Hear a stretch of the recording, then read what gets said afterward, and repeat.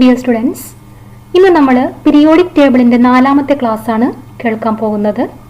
കഴിഞ്ഞ ക്ലാസ്സിൽ നമ്മൾ മോഡേൺ പീരിയോഡിക് ടേബിൾ എന്താണെന്ന് പഠിച്ചു അല്ലേ. Henry Moseley modern periodic law introduce ചെയ്തു. അതായത് മെൻഡലീഫ് പീരിയോഡിക് ലോയെ ചെറുതായിട്ടൊന്ന് മോഡിഫൈ ചെയ്തു. അതിലെ തെറ്റായ ഒരു ടേം എടുത്തു മാറ്റിയിട്ട് അതിനെ ഒന്ന് മോഡിഫൈ ചെയ്തു. ആ മോഡേൺ പീരിയോഡിക് ലോയെ ബേസ് ചെയ്തിട്ട് എലമെന്റുകളെ ക്ലാസിഫൈ ചെയ്തതാണ് ഇന്ന് കാണുന്ന long form of periodic table അല്ലെങ്കിൽ modern periodic table.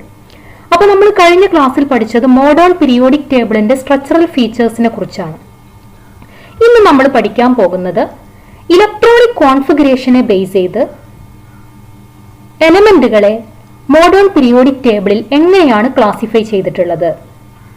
Electronic കോൺഫിഗറേഷനെ base ചെയ്ത് എലമെന്റുകളെ 4 ബ്ലോക്കുകളായിട്ട് ക്ലാസിഫൈ ചെയ്തിട്ടുണ്ട്. വാലൻസ് ഇലക്ട്രോൺ, അതായത് ഏറ്റവും പുറത്തുള്ള ഇലക്ട്രോൺ, ഏറ്റവും അവസാനത്തെ ഇലക്ട്രോൺ ഏത് ഓർബിറ്റലിലാണ് എൻ്റർ ചെയ്യുന്നത്, ഏത് സബ്ഷെല്ലിലാണ് എൻ്റർ ചെയ്യുന്നത് എന്നതിനെ ബേസ് ചെയ്തിട്ട് എലമെന്റുകളെ 4 ബ്ലോക്കുകളായിട്ട് ക്ലാസിഫൈ ചെയ്തിട്ടുണ്ട്. ഓക്കെ, അപ്പോൾ എലമെന്റ്സിലെ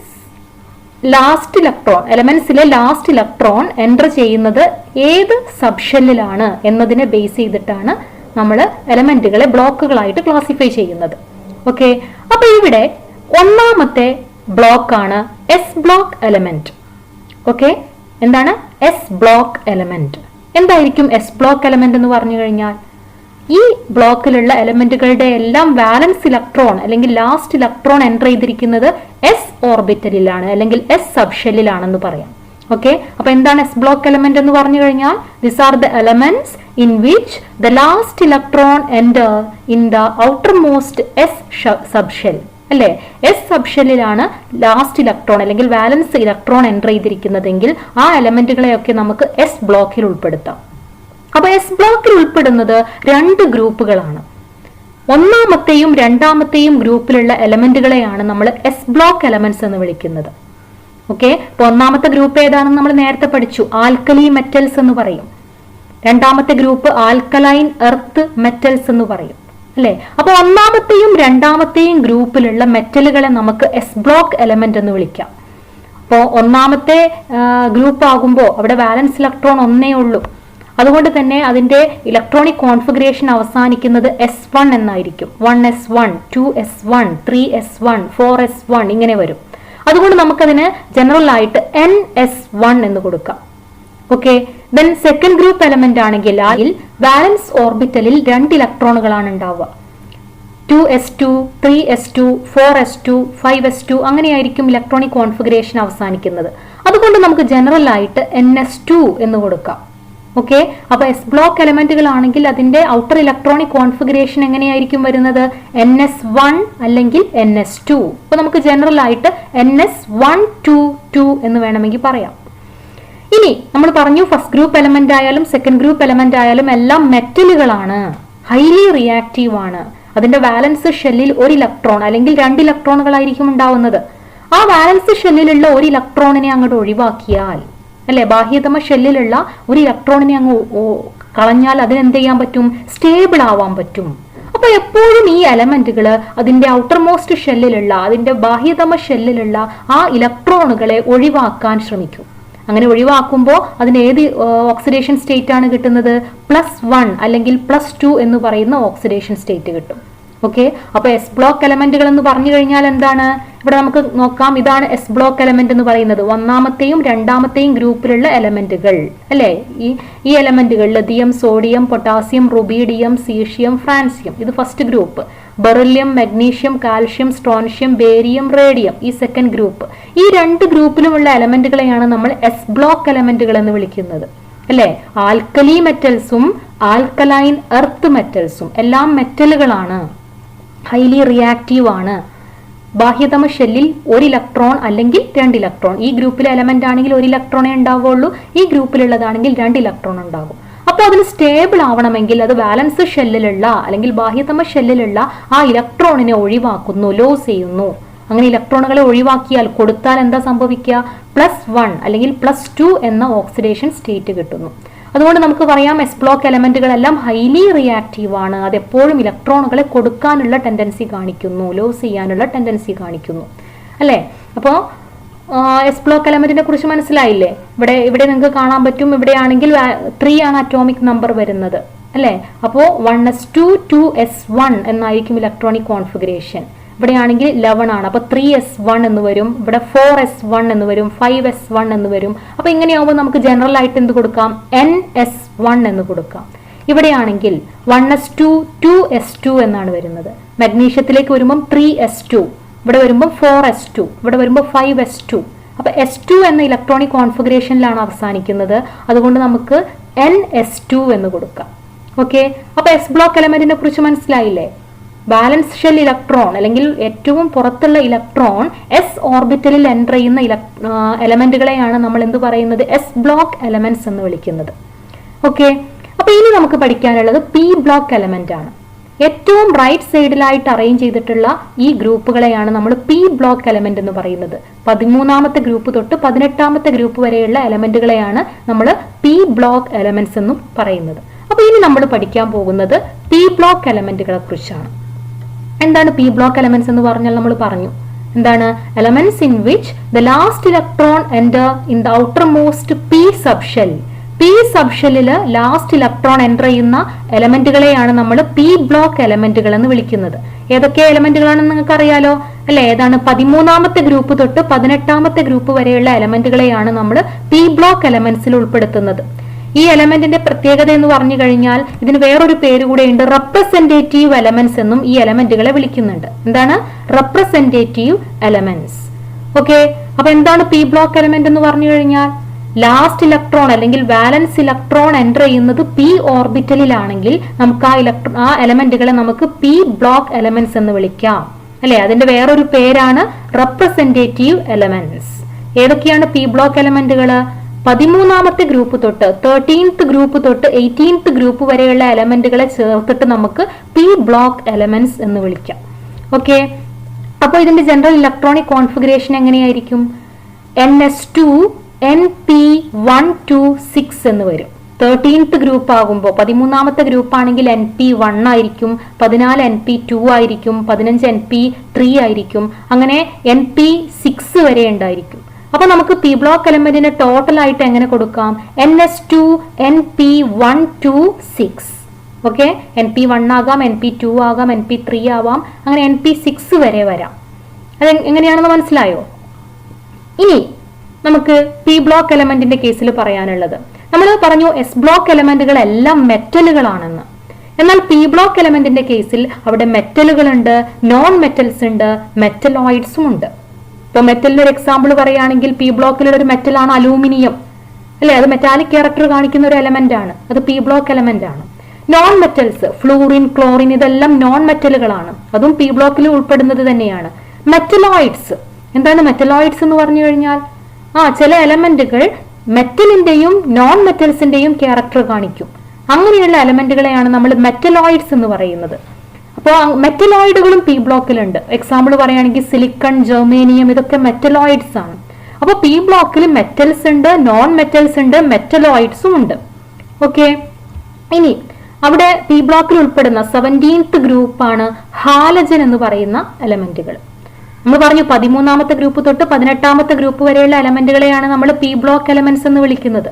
അതിൽ 17ാമത്തെ ഗ്രൂപ്പ് 17th ഗ്രൂപ്പിന് നമ്മൾ വിളിക്കുന്ന പേരാണ് ഹാലജൻസ്. ഈ ഗ്രൂപ്പിന്റെ പ്രത്യേകത, ഇതിലുള്ള എലമെന്റുകളുടെ പ്രത്യേകത, അത് ഹൈലി റിയാക്റ്റീവ് ആണ്. ഫ്ലൂറിൻ, ക്ലോറിൻ, ബ്രോമിൻ, അയോഡിൻ പോലെയുള്ള എലമെന്റുകളാണ് ഈ ഗ്രൂപ്പിലുള്ളത്. ഹൈലി റിയാക്റ്റീവ് ആണ്. അതിന്റെ വാലൻസ് ഷെല്ലിൽ 7 ഇലക്ട്രോണുകളാണുള്ളത്. വാലൻസ് ഷെല്ലിൽ എത്ര ഇലക്ട്രോൺ ഉണ്ടാവുമ്പോഴാണ് ഒരു എലമെന്റിന് സ്റ്റേബിൾ ആവാൻ പറ്റുന്നത്? വാലൻസ് ഷെല്ലിൽ 8 ഇലക്ട്രോൺ വേണം. നമുക്കറിയാം ഒക്ടറ്റ് റൂളിനെ കുറിച്ച്. ഒക്ടറ്റ് റൂൾ പറയുന്നത് എന്താണ്? അഷ്ടക നിയമം പറയുന്നത് എന്താണ്? ഒരു എലമെന്റിന് സ്റ്റേബിൾ ആവണമെങ്കിൽ അതിന്റെ വാലൻസ് ഷെല്ലിൽ 8 ഇലക്ട്രോണുകൾ വേണമെന്നാണ്. ഇവിടെ 7 ഇലക്ട്രോൺ ആണുള്ളത് ഹാലജൻസിന്റെ കേസിൽ. 7 ഇലക്ട്രോൺ ആകുമ്പോൾ അതിന് എങ്ങനെയെങ്കിലും സ്റ്റേബിൾ ആവാനുള്ള ഒരു ടെൻഡൻസി ഉണ്ടായിരിക്കും. അപ്പോൾ അത് എപ്പോഴും ഒരു ഇലക്ട്രോണിനെ സ്വീകരിക്കാനുള്ള ടെൻഡൻസി കാണിക്കുന്നു. കാരണം ഒരു ഇലക്ട്രോണിനെ കിട്ടിയാൽ അതിന് സ്റ്റേബിൾ ആവാം, അല്ലെ? അപ്പൊ ഹാലജൻസിന്റെ പ്രത്യേകത അത് എപ്പോഴും ഒരു ഇലക്ട്രോണിനെ അക്സെപ്റ്റ് ചെയ്യാൻ ശ്രമിക്കുന്നു. ഒരു ഇലക്ട്രോണിനെ നേടുക എന്ന് പറഞ്ഞു കഴിഞ്ഞാൽ മൈനസ് ഓക്സിഡേഷൻ സ്റ്റേറ്റ് വരും, നെഗറ്റീവ് -1 എന്ന ഓക്സിഡേഷൻ സ്റ്റേറ്റ് വരും, അല്ലെ? ഒരു ഇലക്ട്രോണിനെ നേടുന്നു. ഓക്കെ, അപ്പോ ഹാലജൻസ് ഹൈലി റിയാക്റ്റീവ് ആണ്. കാരണം അത് എപ്പോഴും എവിടെ നിന്നെങ്കിലും ഒരു ഇലക്ട്രോണിനെ അക്സെപ്റ്റ് ചെയ്യാനുള്ള ടെൻഡൻസി കാണിക്കുന്നു.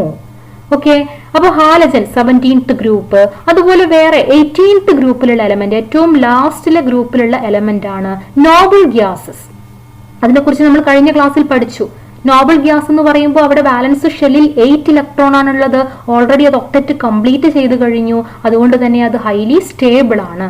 സ്റ്റേബിൾ ആകുമ്പോൾ പിന്നെ എന്താണ്, അതിന് ഇലക്ട്രോണിനെ കൊടുക്കേണ്ട ആവശ്യവുമില്ല, ഇലക്ട്രോണിനെ വാങ്ങേണ്ട ആവശ്യവുമില്ല. അതായത് റിയാക്ഷനിൽ പങ്കെടുക്കേണ്ട ആവശ്യമേ ഇല്ല, അല്ലെ? റിയാക്ഷനിൽ പങ്കെടുക്കാനുള്ള ടെൻഡൻസി വളരെ കുറവാണ്. കാരണം അത് ഓൾറെഡി സ്റ്റേബിൾ ആണ്. അതുകൊണ്ട് തന്നെ ഈ എലമെന്റുകൾ എന്താണ്, ഇനാക്റ്റീവ് ആണ്. റിയാക്ഷനിൽ പാർട്ടിസിപ്പേറ്റ് ചെയ്യാനുള്ള ടെൻഡൻസി വളരെ വളരെ കുറവാണ്. അതുകൊണ്ട് നോബിൾ ഗ്യാസിനെ നമ്മൾ ഇനേർട്ട് ഗ്യാസ് എന്നും പറയും. ഇനേർട്ട് എന്ന് പറഞ്ഞാൽ ഇനാക്റ്റീവ്, അല്ലെ? ഇനേർട്ട് ഗ്യാസസ് എന്നും വിളിക്കാം. അപ്പൊ ഇത്രയുമാണ് പി ബ്ലോക്ക് എലമെന്റുകൾ. നിങ്ങൾക്കൊന്ന് വേണമെങ്കിൽ നോക്കാം. ഇതാണ് P block element. 13th group തൊട്ട് 18th ഗ്രൂപ്പ് വരെയുള്ള എലമെന്റുകൾ, അല്ലെ? അപ്പൊ 13th ഗ്രൂപ്പ് ബോറോൺ ഫാമിലി, ഇതിന്റെ ഇലക്ട്രോണിക് കോൺഫിഗറേഷൻ വരുന്നത് np1 എന്നാണ്. Okay, 2p1, 3p1, 4p1, 5p1 ഇങ്ങനെ വരും. അപ്പൊ നമുക്ക് np1 എന്ന് വിളിക്കാം. ഇവിടെ np2 എന്ന് വരും. കാരണം 2p2, 3p2, 4p2 ഇങ്ങനെ വരും. അതുകൊണ്ട് np2 എന്ന് കൊടുക്കാം.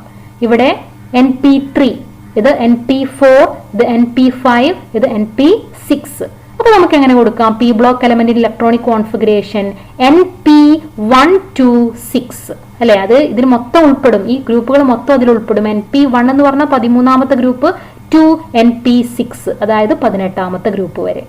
ഓക്കെ, അപ്പൊ ഇതാണ് പി ബ്ലോക്ക് എലമെന്റിനെ കുറിച്ച് പറയാനുള്ളത്.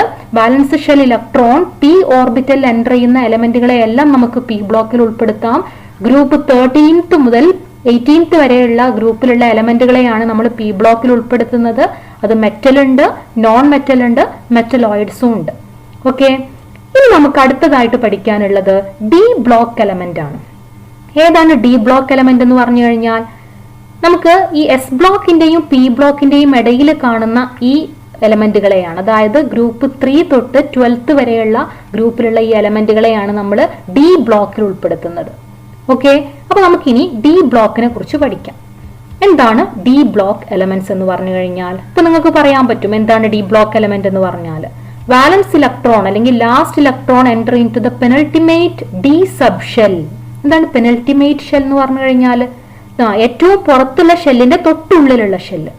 ഓക്കെ, അതിനെയാണ് പെനൾട്ടിമേറ്റ് ഷെൽ എന്ന് പറയുന്നത്. ഏറ്റവും പുറത്തുള്ള ഷെല്ലിന്റെ തൊട്ടുള്ളിലുള്ള ഷെല്ലിലുള്ള ഡി സബ് ഷെല്ലിലാണ് ലാസ്റ്റ് ഇലക്ട്രോൺ എൻ്റർ ചെയ്യുന്നതെങ്കിൽ, അതിനെക്കുറിച്ച് നമ്മൾ ഡീറ്റെയിൽ ആയി പഠിക്കുന്നുണ്ട്. ഇപ്പൊ നിങ്ങൾ കൺഫ്യൂഷൻ ആവണ്ട, ജസ്റ്റ് ഇപ്പൊ ഇങ്ങനെ ആലോചിച്ചാൽ മതി. Last electron enter into the d sub shell. D sub ഷെല്ലിൽ അല്ലെങ്കിൽ ഡി ഓർബിറ്റലിലാണ് ലാസ്റ്റ് ഇലക്ട്രോൺ എൻ്റർ ചെയ്യുന്നത് എങ്കിൽ നമുക്ക് അങ്ങനെയുള്ള എലമെന്റുകളെ ഡി ബ്ലോക്ക് എലമെന്റ്സ് എന്ന് വിളിക്കാം. ഓക്കെ, അപ്പോ ഡി ബ്ലോക്ക് എലമെന്റ്സിൽ ഏതൊക്കെ ഗ്രൂപ്പുകളാണ് ഉൾപ്പെടുന്നത് നമ്മൾ പറഞ്ഞു. ഗ്രൂപ്പ് 3 to ഗ്രൂപ്പ് 12, അല്ലെ? 3rd ഗ്രൂപ്പ് തൊട്ട് 12th ഗ്രൂപ്പ് വരെയുള്ള എലമെന്റുകളെയാണ് നമ്മൾ ഡി ബ്ലോക്കിൽ ഉൾപ്പെടുത്തുന്നത്. വേറൊരു പേര് കൂടി വിളിക്കാം, ട്രാൻസിഷൻ എലമെന്റ്സ്. അത് നമ്മൾ കഴിഞ്ഞ ക്ലാസ് പഠിച്ചു. എന്തുകൊണ്ടാണ് അതിനെ ട്രാൻസിഷൻ എലമെന്റ്സ് എന്ന് വിളിക്കുന്നതെന്ന്. എന്താണ്? ദേ ഷോ ട്രാൻസിഷൻ അല്ലെങ്കിൽ A change from most electropositive S block element to least electropositive P block element. അല്ലെ? നമ്മൾ ഡി ബ്ലോക്കിന്റെ ലെഫ്റ്റ് സൈഡിൽ ആരെയാണ് കണ്ടത്? എസ് ബ്ലോക്ക് എലമെന്റുകളെയാണ് കണ്ടത്. എസ് ബ്ലോക്ക് എലമെന്റ് എന്ന് പറയുമ്പോൾ ഹൈലി ഇലക്ട്രോ പോസിറ്റീവ് ആണ്. ഇലക്ട്രോണുകളെ ലോസ് ചെയ്യാനുള്ള, ഇലക്ട്രോണുകളെ കൊടുക്കാനുള്ള ടെൻഡൻസി കാണിക്കുന്നു, അല്ലെ? Positive oxidation plus oxidation state ആണ് കാണിക്കുന്നത്. +1 അല്ലെങ്കിൽ +2 ഓക്സിഡേഷൻ സ്റ്റേറ്റ്. അവിടെ നിന്ന് നമ്മളിങ്ങനെ റൈറ്റിലേക്ക് വരും തോറും ഇലക്ട്രോ പോസിറ്റിവിറ്റി അല്ലെങ്കിൽ ഇലക്ട്രോണുകളെ കൊടുക്കാനുള്ള ടെൻഡൻസി കുറഞ്ഞു വരികയാണ്. അങ്ങനെ ഏറ്റവും റൈറ്റ് സൈഡിൽ എത്തുമ്പോൾ, ഹാലജനിൽ എത്തുമ്പോൾ എന്താ സംഭവിക്കുന്നത്? ഇലക്ട്രോണുകളെ കൊടുക്കുന്നതിന് പകരം ഹാലജൻസ് എന്താ ചെയ്യുന്നത്? ഇലക്ട്രോണുകളെ കൊടുക്കുന്നതിന് പകരം ഇലക്ട്രോണുകളെ അക്സെപ്റ്റ് ചെയ്യുകയാണ് ചെയ്യുന്നത്, അല്ലെ? ഇലക്ട്രോണുകളെ നേടി minus oxidation state, negative oxidation state ആണ് കാണിക്കുന്നത്. അപ്പോൾ ലെഫ്റ്റിൽ നിന്ന് ഹൈലി ഇലക്ട്രോ പോസിറ്റീവ് എലമെന്റുകളിൽ നിന്ന് ഇലക്ട്രോ നെഗറ്റീവ് ആയ അല്ലെങ്കിൽ ലീസ്റ്റ് ഇലക്ട്രോ പോസിറ്റീവ് ആയ എലമെന്റുകളിലേക്കുള്ള ഒരു ചേഞ്ച് അല്ലെങ്കിൽ ട്രാൻസിഷൻ നടക്കുന്ന ഭാഗമാണ് ഇത് നമ്മുടെ ഡി ബ്ലോക്ക് എലമെന്റ്സ്. അതുകൊണ്ട് ഡി ബ്ലോക്ക് എലമെന്റിനെ നമുക്ക് ട്രാൻസിഷൻ എലമെന്റ്സ് എന്നും വിളിക്കാം. ഓക്കെ, ഇനി ട്രാൻസിഷൻ എലമെന്റ്സിന്റെ അല്ലെങ്കിൽ ഡി ബ്ലോക്ക് എലമെന്റിന്റെ ജനറൽ ഇലക്ട്രോണിക് കോൺഫിഗറേഷൻ ഇത് ഒരുപാട് തവണ എക്സാമിന് ചോദിച്ചതാണ്. General electronic configuration NS2 N-1 D1 2 10 എന്ന് പറയാം. എന്തുകൊണ്ടാണ് ഇവിടെ N-1 എന്ന് വന്നത്? നമ്മൾ ഫസ്റ്റിൽ പഠിച്ചു ഡി ബ്ലോക്ക് എലമെന്റ്സ് എന്ന് പറഞ്ഞു കഴിഞ്ഞാൽ പെനൾട്ടിമേറ്റ് ഡി സബ്ഷെല്ലിലാണ് ഇലക്ട്രോൺ എൻ്റർ ചെയ്യുന്നത്. ഇവിടെ N എന്ന് പറഞ്ഞു കഴിഞ്ഞാൽ ഏറ്റവും പുറത്തുള്ള ഷെല്ലാണ്. ഇപ്പോൾ ഏറ്റവും പുറത്തുള്ള ഷെല്ല് ഫോർത്ത് ഷെല്ലാണെന്ന് വിചാരിക്കുക. ആ എലമെന്റിൽ 4 ഷെല്ലുകളാണുള്ളത്. അങ്ങനെയാണെങ്കിൽ അതിന്റെ തൊട്ടുള്ളിലുള്ള ഷെല്ലില് ഡി ഓർബിറ്റലിലായിരിക്കും ഇലക്ട്രോൺ എൻ്റർ ചെയ്യുന്നത്. 4ാമത്തെ ഷെല്ലാണ് ഏറ്റവും പുറത്തുള്ള ഷെല്ല്. N 4ാമത്തെ ഷെല്ലാണെന്ന് വിചാരിക്കുക. അങ്ങനെയാണെങ്കിൽ അതിന്റെ തൊട്ടുള്ളിലുള്ള ഷെല്ല് ഏതായിരിക്കും? 3ാമത്തെ ഷെല്ലായിരിക്കും. അതായത് N-1 4 - 1 എത്രയാണ്? 4 - 1 3 അല്ലെ? അപ്പൊ 3D അല്ലെങ്കിൽ തേർഡ് ഷെല്ലിലുള്ള ഡി ഓർബിറ്റലിലാണ് ഇലക്ട്രോൺ എൻ്റർ ചെയ്യുന്നത്. ഡി ഓർബിറ്റൽ എത്ര ഇലക്ട്രോണുകൾ പോകും? മാക്സിമം 10 ഇലക്ട്രോൺ വരെ പോകും. അപ്പോൾ D1 ആവാം, D2 ആവാം, D3 ആവാം, അങ്ങനെ D10 വരെ വരാം. അപ്പൊ അതുകൊണ്ട് നമുക്ക് ജനറൽ ഇലക്ട്രോണിക് കോൺഫിഗറേഷൻ കൊടുക്കാം NS2 N-1 D1 2 10. ഓക്കെ, ഇത് ഒരുപാട് തവണ 1 വേർഡ് ക്വസ്റ്റ്യൻ ആയിട്ട് ചോദിച്ചതാണ്. ഡി ബ്ലോക്ക് എലമെന്റിന്റെ ജനറൽ ഇലക്ട്രോണിക് കോൺഫിഗറേഷൻ എന്താണ്? NS2 N-1 D1 2 10 ആണ് ഇതിന്റെ ഇലക്ട്രോണിക് കോൺഫിഗറേഷൻ ആയിട്ട് നമുക്ക് പറയാൻ പറ്റുന്നത്. ഇനി ഡി ബ്ലോക്ക് എലമെന്റിന് ഒരുപാട് പ്രത്യേകതകളുണ്ട്. ഇതും എക്സാമിന് ചോദിച്ചിട്ടുണ്ട്. ഡി ബ്ലോക്ക് എലമെന്റിന്റെ ഏതെങ്കിലും 1-2 ക്യാരക്ടറിസ്റ്റിക് ഫീച്ചേഴ്സ് എഴുതാം. അതിൽ ഒന്നാമത്തെ പ്രത്യേകതയായിട്ട് നമുക്ക് പറയാൻ പറ്റും d block elements form coloured compounds. D block എലമെന്റുകൾക്ക് നല്ല കളർഫുൾ ആയ കോമ്പൗണ്ടുകൾ ഫോം ചെയ്യാൻ കഴിയും. മാംഗനീസ് പോലെയുള്ള എലമെന്റുകളൊക്കെ നിങ്ങൾ +2 പഠിക്കുന്നുണ്ട്. പൊട്ടാസ്യം പെർമാംഗനേറ്റ് എന്ന് പറയുന്ന ഒരു കോമ്പൗണ്ടിനെ കുറിച്ച് ലാബിൽ നമുക്ക് ചെയ്യാനുള്ളതാണ്. നല്ല പർപ്പിൾ കളറിലുള്ള ഒരു കോമ്പൗണ്ട് ആണ്. അവിടെ മാംഗനീസ് എന്ന് പറയുന്ന Mn എന്ന് പറയുന്ന ഒരു ഡി ബ്ലോക്ക് എലമെന്റ് അവിടെ വരുന്നുണ്ട്. അങ്ങനെ ഡി ബ്ലോക്ക് എലമെന്റുകൾ പലതും നല്ല കളർഫുൾ ആയ കോമ്പൗണ്ടുകൾ ഉണ്ടാക്കുന്നു. അതിനുള്ള കാരണം നമുക്ക് നമ്മൾ ഡീറ്റെയിൽ ആയിട്ട് DD ട്രാൻസിഷൻ എന്നാണ് അതിന്റെ പേര്. നമ്മൾ ഡീറ്റെയിൽ ആയിട്ട് സെക്കൻഡ് ഇയറിൽ അതായത് +2 പഠിക്കുന്നുണ്ട്. ഓക്കെ, അപ്പോ ഡി ബ്ലോക്ക് എലമെന്റിന്റെ ഒരു പ്രത്യേകതയാണ് ദേ ഫോം കളേർഡ് കോമ്പൗണ്ട്സ്. അതിന് നല്ല കളേർഡ് കോമ്പൗണ്ടുകൾ ഫോം ചെയ്യാൻ പറ്റുന്നു. അതുപോലെ ദേ ഷോ വാരിയബിൾ ഓക്സിഡേഷൻ സ്റ്റേറ്റ്സ്. നമ്മൾ പറയും ഫസ്റ്റ് ഗ്രൂപ്പ് എലമെന്റ് എപ്പോഴും +1 എന്ന ഓക്സിഡേഷൻ സ്റ്റേറ്റ് ആണ് കാണിക്കുന്നത്, സെക്കൻഡ് ഗ്രൂപ്പ് +2 ആണ് കാണിക്കുന്നത് എന്നൊക്കെ. എന്നാൽ ഡി ബ്ലോക്ക് എലമെന്റിന്റെ പ്രത്യേകത ഡി ബ്ലോക്ക് എലമെന്റിന് +1 തൊട്ട് +7 വരെയുള്ള ഏത് ഓക്സിഡേഷൻ സ്റ്റേറ്റും കാണിക്കാൻ പറ്റും. +1 +2 +3 +4 അങ്ങനെയുള്ള പലതരം ഓക്സിഡേഷൻ സ്റ്റേറ്റ് കാണിക്കാൻ കഴിവ് ഡി ബ്ലോക്ക് എലമെന്റിനുണ്ട്. അതുകൊണ്ട് നമുക്ക് പറയാൻ പറ്റും d block element shows variable oxidation states. Okay, അപ്പോൾ അത് അതിന്റെ ഒരു പ്രത്യേകതയായിട്ട് നമുക്ക് പറയാം. ഇനി they show catalytic properties. D block എലമെന്റുകളിൽ ഒരുപാട് എലമെന്റുകൾ കാറ്റലിസ്റ്റുകളായിട്ട് ഉപയോഗിക്കുന്നുണ്ട്. ഇപ്പോൾ ഒരു എക്സാമ്പിൾ പറയുകയാണെങ്കിൽ ഹേബർ പ്രോസസ്സിൽ നമ്മൾ കാറ്റലിസ്റ്റ് ആയിട്ട് ഉപയോഗിക്കുന്നത് ഏത് എലമെന്റ് ആണ്? അയേൺ ആണ് അല്ലെ? അപ്പോൾ അയേൺ ഒരു ഡി ബ്ലോക്ക് എലമെന്റ് ആണ്. നിക്കൽ, പ്ലാറ്റിനം ഇതൊക്കെ നമ്മൾ കാറ്റലിസ്റ്റുകളായിട്ട് ഉപയോഗിക്കുന്ന എലമെന്റുകളാണ്. ഇതെല്ലാം ഡി ബ്ലോക്കിലാണ് ഉൾപ്പെടുന്നത്. അതിന്റെ കാരണമൊക്കെ നമ്മൾ സെക്കൻഡ് ഇയറിൽ പഠിക്കുന്നുണ്ട്. ഇപ്പോൾ ജസ്റ്റ് ഇത്രയും മാത്രം പഠിച്ചു വെക്കുക. ഡി ബ്ലോക്ക് എലമെന്റിന്റെ ക്യാരക്ടറിസ്റ്റിക് ഫീച്ചേഴ്സ് ആയിട്ട് നമുക്ക് പറയാൻ പറ്റും ദേ ഫോം കളേർഡ് കോമ്പൗണ്ട്സ്. നല്ല കളർഫുൾ ആയ സംയുക്തങ്ങൾ ഉണ്ടാക്കാൻ കഴിയുന്നു. വാരിയബിൾ ഓക്സിഡേഷൻ സ്റ്റേറ്റ് കാണിക്കുന്നു. കാറ്റലിസ്റ്റുകളായിട്ട് ഉപയോഗിക്കുന്നു. ഓക്കെ, അപ്പൊ ഇത്രയുമാണ് ഡി ബ്ലോക്ക് എലമെന്റിനെ കുറിച്ച് പറയാനുള്ളത്. ഇതാണ് നമ്മുടെ ഡി ബ്ലോക്ക് എലമെന്റ്സ്. ഇവിടെ നിങ്ങൾക്ക് കാണാം 3rd ഗ്രൂപ്പ് തൊട്ട് 12th ഗ്രൂപ്പ് വരെയുള്ള ഈ ഭാഗമാണ് ഡി ബ്ലോക്ക് എലമെന്റ് അല്ലെ?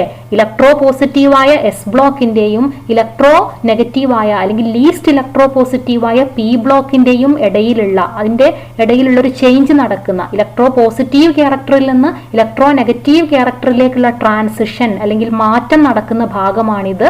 അതുകൊണ്ടാണ് നമ്മൾ ഇതിനെ ട്രാൻസിഷൻ എലമെന്റ്സ് എന്ന് വിളിക്കുന്നത്. ഓക്കെ, അപ്പൊ ഇവിടെ സ്കാൻഡിയം, ടൈറ്റാനിയം, വെനേഡിയം, ക്രോമിയം ഇങ്ങനെ പോകുന്നു ഡി ബ്ലോക്ക് എലമെന്റ്സ്. അപ്പൊ ഈ ഗ്രൂപ്പിലുള്ള ഇവിടെയുള്ളത് 3D1 ആണ്. സ്കാൻഡിയത്തിന്റെ ഇലക്ട്രോണിക് കോൺഫിഗറേഷൻ 3D1, ഇത് 3D2, 3D3 ഇങ്ങനെയാണ് പോകുന്നത്. അങ്ങനെ 3D10 സിങ്ക് എത്തുമ്പോൾ 3D10 എന്നാണ് വരുന്നത്. ഓക്കെ, അപ്പൊ നമുക്ക് പറയാം N-1 D1 2 10 എന്ന് കൊടുക്കാം അല്ലെ? ഇവിടെ D1 D2 D3 ഇങ്ങനെ പോവുകയാണ്. അതുകൊണ്ട് D1 2 10 എന്ന് കൊടുക്കാം. ഓക്കെ, അപ്പൊ ഇതാണ് ജനറൽ ഇലക്ട്രോണിക് കോൺഫിഗറേഷൻ ആയിട്ട് പറയുന്നത്. ഇനി നമുക്ക് പഠിക്കാനുള്ളത് എഫ് ബ്ലോക്ക് എലമെന്റ്സിനെ കുറിച്ചാണ്. ഏതാണ് എഫ് ബ്ലോക്ക് എലമെന്റ് എന്ന് പറഞ്ഞാൽ?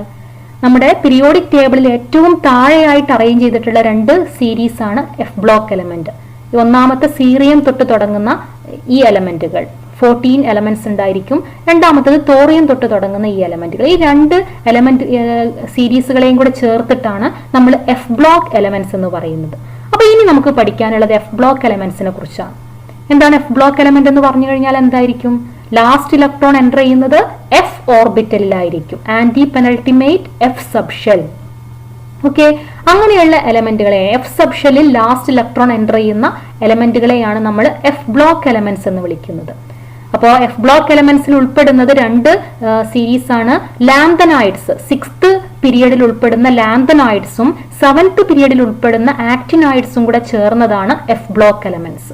ഓക്കെ, അപ്പൊ ഇതിന് വേറൊരു പേരും കൂടെ ഉണ്ട്, inner transition elements. Inner transition elements എന്ന് വിളിക്കുന്നത് എന്തുകൊണ്ടാണെന്നൊക്കെ നമുക്ക് പഠിക്കാനുണ്ട്. നമ്മൾ നേരത്തെ കഴിഞ്ഞ ക്ലാസ്സുകളിൽ എക്സ്പ്ലെയിൻ ചെയ്തതുമാണ്. ഓക്കെ, അപ്പോ എഫ് ബ്ലോക്ക് എലമെന്റ് എന്ന് പറഞ്ഞു കഴിഞ്ഞാൽ വാലൻസ് ഇലക്ട്രോൺ എൻ്റർ ചെയ്യുന്നത് എഫ് ഓർബിറ്റലിലാണെങ്കിൽ നമ്മൾ അതിനെ എഫ് ബ്ലോക്ക് എലമെന്റ്സ് എന്ന് വിളിക്കും. എഫ് ബ്ലോക്ക് എലമെന്റുകൾ 2 ടൈപ്പ് എലമെന്റ്സ് ആണ് അതിൽ ഉൾപ്പെടുന്നത്, ലാന്തനോയിഡ്സും ആക്ടിനോയിഡ്സും. ലാന്തനോയിഡ്സിനെയും ആക്ടിനോയിഡ്സിനെയും കൂടെ ചേർത്തിട്ടാണ് നമ്മൾ എഫ് ബ്ലോക്ക് എലമെന്റ് എന്ന് പറയുന്നത്. അതിന്റെ electronic configuration n-2f 1 to 14 elements ആണ് വരുന്നത്. എഫ് ഓർബിറ്റലിൽ മാക്സിമം ഉൾക്കൊള്ളാൻ കഴിയുന്ന ഇലക്ട്രോണുകളുടെ എണ്ണം 14 ആണ്. അപ്പൊ F1, F2, F3 അങ്ങനെ F1 to 14 വരെ വരാം. n-2 F 1 to 14, n-1 D 0 to 1 ns2. ഇതാണ് ഇലക്ട്രോണിക് കോൺഫിഗറേഷൻ ആയിട്ട് പറയാൻ പറ്റുന്നത്. അപ്പൊ ലാന്തനോയിഡ്സും ആക്ടിനോയിഡ്സും ഇവിടെ നമുക്ക് കാണാം. ഇതാണ് ലാന്തനോയിഡ്സ്. ഈ സീറിയം, പ്രൊമിത്തിയം ഇങ്ങനെ വരുന്ന ഈ സീരീസും തോറിയം തൊട്ട് വരുന്ന ആക്ടിനോയിഡ്സ്, ഈ 2 സീരീസും കൂടെ ചേർന്നതാണ് എഫ് ബ്ലോക്ക് എലമെന്റ്സ്. ഇതിന് ഇന്നർ ട്രാൻസിഷൻ എലമെന്റ്സ് എന്നാണ് പറയുന്നത്. ആക്ച്വലി ഇതിന്റെ പൊസിഷൻ ട്രാൻസിഷൻ എലമെന്റിന് ഇടയിലാണ്. നമ്മൾ നേരത്തെ കഴിഞ്ഞ ക്ലാസ് പറഞ്ഞതാണ്, ലന്താനം കഴിഞ്ഞിട്ട് 57 അറ്റോമിക് നമ്പർ 57 കഴിഞ്ഞിട്ട് വരേണ്ട 58 ആണത്. ശരിക്കും ഇവിടെയാണ് വരേണ്ടത്, ട്രാൻസിഷൻ എലമെന്റിന്റെ ഇടയിലാണ് ഇത് വരേണ്ടത്. അതുപോലെ ആക്ടിനിയം 89 കഴിഞ്ഞതിന് ശേഷമാണ് തോറിയം വരുന്നത്. ഇവിടെയാണ് ഇതിന്റെ പൊസിഷൻ വരേണ്ടത്. അതുകൊണ്ട് നമ്മൾ ഇതിനെ ട്രാൻസിഷൻ എലമെന്റിന്റെ ഇടയിലാണ് ആക്ച്വലി ഇതിന്റെ പൊസിഷൻ വരേണ്ടത്. ഇന്നർ ട്രാൻസിഷൻ എലമെന്റ്സ് എന്നും ഇതിനെ വിളിക്കാറുണ്ട്. അപ്പോൾ ഈ 2 സീരീസ് ലാന്തനോയിഡ്സും ആക്ടിനോയിഡ്സും കൂടെ ചേർന്ന ഗ്രൂപ്പിനെയാണ് നമ്മൾ എന്ത് പറയുന്നത്? എഫ് ബ്ലോക്ക് എലമെന്റ്സ് എന്ന് വിളിക്കുന്നത്. ഇവിടെ ഈ ആക്ടിനോയിഡ്സിന്റെ പ്രത്യേകത, ഇപ്പോൾ തോറിയം തൊട്ട് തുടങ്ങുന്ന ഈ എലമെന്റുകളുടെ പ്രത്യേകത, ഇതെല്ലാം റേഡിയോ ആക്റ്റീവ് എലമെന്റുകളാണ്. ഓക്കെ, അപ്പൊ ഇത്രയുമാണ് നമുക്ക് എഫ് ബ്ലോക്ക് എലമെന്റ്സിനെ കുറിച്ച് പഠിക്കാനുള്ളത്. ഇനി നമുക്ക് വേറൊരു രീതിയിൽ എലമെന്റുകളെ ക്ലാസിഫൈ ചെയ്യാം, metals, non metals and metalloids. Okay, നിങ്ങൾക്ക് അറിയുന്നത് തന്നെയാണ് എന്താണ് മെറ്റൽസ് എന്ന് പറഞ്ഞു കഴിഞ്ഞാൽ. മെറ്റലുകൾ എവിടെയാണ് ഒരു എലമെന്റ്, ഒരു പീരിയോഡിക് ടേബിളിൽ എവിടെയാണ് മെറ്റൽസിനെ അറേഞ്ച് ചെയ്തിട്ടുള്ളത്? നമ്മൾ പറഞ്ഞു എസ് ബ്ലോക്ക് എലമെന്റ്സ്, അതായത് ഏറ്റവും ലെഫ്റ്റ് സൈഡിലുള്ള എലമെന്റുകളാണ് മെറ്റാലിക് ക്യാരക്ടർ കൂടുതലായിട്ട് കാണിക്കുന്നത്, അല്ലെ? S block, first group, second group, ഇതെല്ലാം മെറ്റലുകളാണ്. അപ്പോൾ metals are arranged on the left side of the periodic table.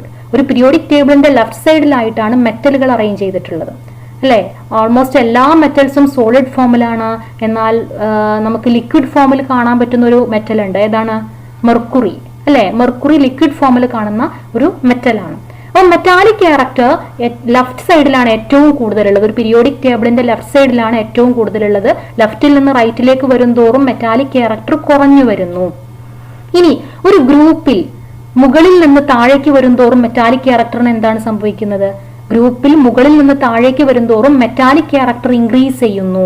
ഇപ്പൊ ഫസ്റ്റ് ഗ്രൂപ്പ് തന്നെ എടുത്തു നോക്കിയാൽ ലിഥിയത്തിനേക്കാളും മെറ്റാലിക് ക്യാരക്ടർ കൂടുതലായിരിക്കും താഴേക്ക് വരുമ്പം. ലിഥിയം, സോഡിയം, പൊട്ടാസ്യം, റുബീഡിയം ഇങ്ങനെ താഴേക്ക് വരുംതോറും മെറ്റാലിക് ക്യാരക്ടർ ഇൻക്രീസ് ചെയ്യുന്നു.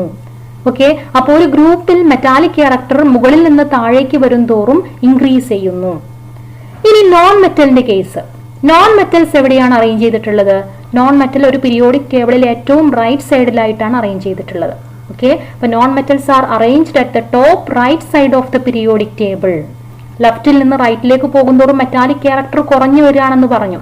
അങ്ങനെ കുറഞ്ഞു വന്ന് ഏറ്റവും റൈറ്റ് സൈഡിൽ എത്തുമ്പോൾ അവിടെ കാണാൻ പറ്റുന്നത് നോൺ മെറ്റൽസ് ആണ്. ഫ്ലൂറിൻ, ക്ലോറിൻ ഇതെല്ലാം എന്താണ്? നോൺ മെറ്റലുകളാണ്. അപ്പൊ non metallic character increases from left to right in a periodic table അല്ലേ? നമ്മൾ പറഞ്ഞു ഏറ്റവും ലെഫ്റ്റിൽ നമുക്ക് മെറ്റൽസിനെയാണ് കാണാൻ പറ്റുക. റൈറ്റിലേക്ക് പോകും തോറും എന്ത് ചെയ്യുന്നു? നോൺ മെറ്റാലിക് ക്യാരക്ടർ ഇൻക്രീസ് ചെയ്ത് വരുന്നു, മെറ്റാലിക് ക്യാരക്ടർ ഡിക്രീസ് ചെയ്ത് വരുന്നു. അപ്പൊ മെറ്റലും നോൺ മെറ്റലും ഒരു പീരിയോഡിക് ടേബിളിൽ എങ്ങനെയാണ് അറേഞ്ച് ചെയ്തിട്ടുള്ളതെന്ന് നമ്മൾ പറഞ്ഞു. ഇനി അടുത്തത് മെറ്റലോയിഡ്സ്. എന്താണ് മെറ്റലോയിഡ് എന്ന് ഞാൻ ഈ ക്ലാസ്സിൽ തന്നെ പറഞ്ഞു. എന്താണ് മെറ്റലോയിഡ്സ് എന്ന് പറഞ്ഞു കഴിഞ്ഞാൽ some elements show the characteristic features of both metals and non-metals. ചില എലമെന്റുകൾ മെറ്റലിന്റെയും നോൺ മെറ്റലിന്റെയും ക്യാരക്ടറിസ്റ്റിക് ഫീച്ചേഴ്സ് കാണിക്കുന്നു. അങ്ങനെയുള്ള എലമെന്റുകളെയാണ് നമ്മൾ എന്ത് പറയുന്നത്? മെറ്റലോയിഡ്സ് എന്ന് പറയുന്നത്. എന്താണ്? Some elements show the characteristic features of both metals and non metals. മെറ്റലുകളായിട്ടും നോൺ മെറ്റലുകളായിട്ടും ബിഹേവ് ചെയ്യുന്ന തരം എലമെന്റുകളെയാണ് നമ്മൾ മെറ്റലോയിഡ്സ് എന്ന് വിളിക്കുന്നത്. മെറ്റലോയിഡ്സിന് എക്സാമ്പിൾ ആണ് ജെർമേനിയം, സിലിക്കൺ, ആർസനിക്, ആന്റിമണി. ഇതൊക്കെ മെറ്റലോയിഡ്സിന് എക്സാമ്പിൾ ആണ്. അപ്പൊ ഇങ്ങനെയും നമുക്ക് എലമെന്റുകളെ ക്ലാസിഫൈ ചെയ്യാം. ഓക്കെ, അപ്പൊ മോഡേൺ പീരിയോഡിക് ടേബിളിന്റെ ക്യാരക്ടറിസ്റ്റിക് ഫീച്ചേഴ്സ് നമ്മൾ പഠിച്ചു.